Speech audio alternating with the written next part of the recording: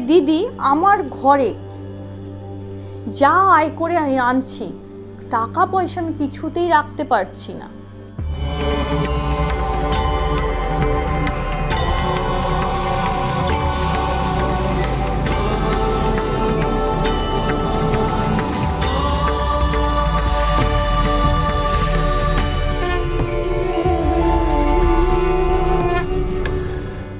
নমস্কার, আমি চন্ডিমাদি বলছি। আশা করি আপনারা ভালো আছেন, সুস্থ আছেন, সচ্ছলভাবে জীবনযাপন করছেন।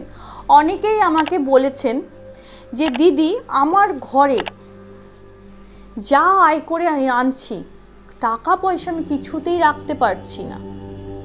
এছাড়া আমার প্রিয় প্রিয় মানুষগুলো যেখানে তাদের কাছে আমরা অপ্রিয় হয়ে যাচ্ছি, এবং বাড়িতে কিছু না কিছুতে রোগ ব্যাধি ছাড়ছে না, একজনের না একজন প্রবলেম হচ্ছে। আজ নয় মা, নয় বাবা, নয় শ্বশুর শাশুড়ি, নয় দেওর, নয় জা, নয় স্বামী, নয় সন্তান বা আমি, এরকমভাবে আমরা ভুগছি।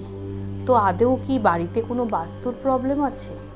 তবে আমি একটা যে টোটকা বলি, বাস্তুর প্রবলেম থাকলেই যে বাড়িতে এরকম রকমের ঘটনা হবে, বা তোমার কর্মেও যেখানে করছো তার সাথে তোমার রাগারাগি হবে, বা সে তোমাকে পছন্দ করছে না, তোমাদের দূরত্ব বেড়ে যাচ্ছে, বা টাকা পয়সা যেটা আয় করছো রাখতে পারছো না, কিছুতেই না, ভবিষ্যতের কথা চিন্তা করছো কিন্তু ভবিষ্যতের জন্য কিছুটা সঞ্চয়ও করতে পারছো না। তোমার বড় হওয়ার অনেক স্বপ্ন, কিন্তু বড় হওয়ার স্বপ্নর পথে তুমি সে কাজগুলো করতে পারছো না। তাহলে এগুলো বাধাগুলো কিসে আসছে? আপনি বাড়িতে দক্ষিণমুখ হয়ে বাড়িতে খাবার খান না তো, সেটি ফলো রাখবেন। আর দক্ষিণমুখ হয়ে যদি বাড়িতে যদি খাবার খেয়ে থাকেন, সেটি অবশ্যই খাবেন না। পূর্ব মুখে বা দক্ষিণমুখ বা উত্তরমুখী করে ঘরের আলমারি রাখেননি তো, সেটি খেয়াল করুন, যাতে আপনার আলমারি কখনো ঘরে যে সঞ্চয় টাকাটা আমরা যে ঘরে এখানে এসে রাখি, সেই আলমারি কখনো উত্তরমুখী করে রাখতে নেই, পূর্ব পশ্চিম দক্ষিণমুখী করে রাখুন।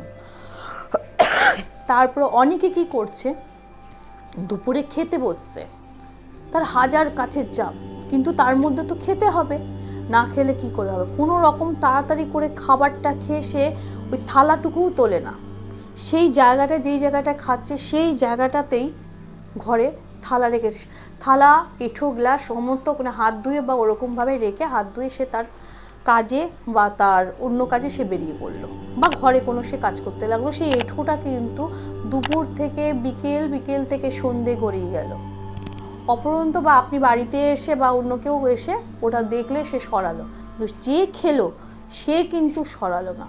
তাহলে কি তার সঠিক কেরিয়ারের দিকে প্রক্রিয়া হবে? কখনোই না। আমরা যে অন্ন দান করি, যে অন্ন আমরা খাবার খাই, সেই অন্নকে আমরা কি বলি? মা লক্ষ্মীর দান, মা লক্ষ্মীর কৃপা। সে মা লক্ষ্মী চঞ্চল, মা লক্ষ্মীকে আমরা যদি সন্তুষ্ট না করতে পারি, তাহলে মা লক্ষ্মী কখনোই ঘরে থাকে না।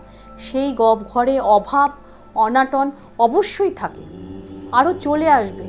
আর দিনের পর দিন মানুষের সাথে রিলেশন খুব খারাপ হয়ে যাবে, মানুষের কাছে শত্রু হয়ে যাবে, মানুষের কাছে কুব্যবস্থা কথা শুনবে।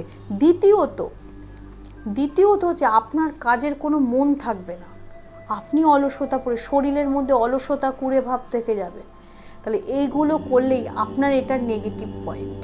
তা নেগেটিভ পয়েন্ট তো আপনি নিজেই ধরাচ্ছেন, মা লক্ষ্মীকে সন্তুষ্ট করতে পারছেন না। কিন্তু যে ঘরে আপনি আহার করছেন, অনেকে আর্থিকের জন্য এক ঘরেই, হয়তো অনেকের ঠাকুর ঘর আলাদা থাকে, বেডরুম আলাদা থাকে, খাবার ঘর, রান্নাঘর, অনেকের এক ঘরেই খাওয়া দাওয়া, এক ঘরেই পুজো, এক ঘরেই বিছানা। তাহলে সেই ঘরে আমি বসে আহার করছি, সেখানে বিছানা আছে, সেই বিছানায় আহার থালা এঁঠো থালা রেখে আমি বিছানায় উঠে পড়লাম, বা সেই ঘরেই আমি আমার ঠাকুর গুরুদেবকে আহ্বান করছি, তাহলে আপনার উন্নতি কি করে হবে? আপনি তো লক্ষ্মীকেই অসন্তুষ্ট করছেন। তাহলে এগুলো করবেন না, দক্ষিণমুখ হয়ে খাবেন না।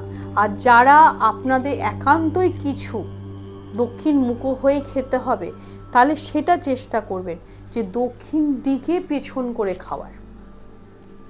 আর যখনই আমরা আহার করি, ম্যাক্সিমাম ঘরে এখন ছেলেমেয়েরা এরকম করছে, হয়তো মা কোনো কাজে ব্যস্ত, বাবা কোনো কাজে ব্যস্ত, ছেলে এখন কলেজে বা বন্ধু বান্ধব ডেকেছে, মা বা মেয়ে কোথাও বেরোবে, মেয়েরাও করছে, ওই খাবার খেয়ে টেবিলেই খাবারটা পড়ে থাকলো বা মেঝেতে পড়ে থাকলো, থালা তোলার নামই নেই।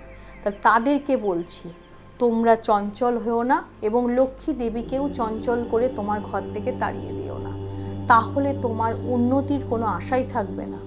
যখন একদম দেয়ালে পিঠ ঠেকে যাবে, তখন তুমি ভাববে যে আমাদের এগুলো কি করে হচ্ছে, আমরা তো নিজেভাবেই নিজেদের জায়গাটা নষ্ট করে ফেলছি, আমরা নিজেরভাবেই নিজেদের রুটিনটা ভুল করছি। এগুলো করুন। সব সময় মাথায় রাখবেন, দক্ষিণ দিকে মুখে বসে ঘরে খেতে নেই। এগুলো রিচুয়ালগুলো মানুন, দেখুন তারপরেও আপনার ঘরে অভাব অনাটন আসে কিনা। নমস্কার, ভালো থাকবেন, সুস্থ থাকবেন।